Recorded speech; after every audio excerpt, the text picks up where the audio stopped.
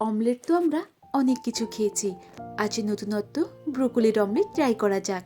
তার জন্য আমি ব্রোকলিগুলোকে গরম জলে অল্প লবণ দিয়ে 2 থেকে 3 মিনিটের মতো সেদ্ধ করে নিয়েছি।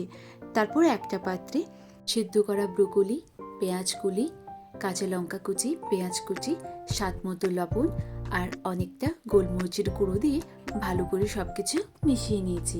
ভালো করে সব কিছু মেশানো হয়ে যাওয়ার পর ওতে ডিমগুলো দিয়ে ভালো করে একটু ফেটিয়ে নিয়েছি।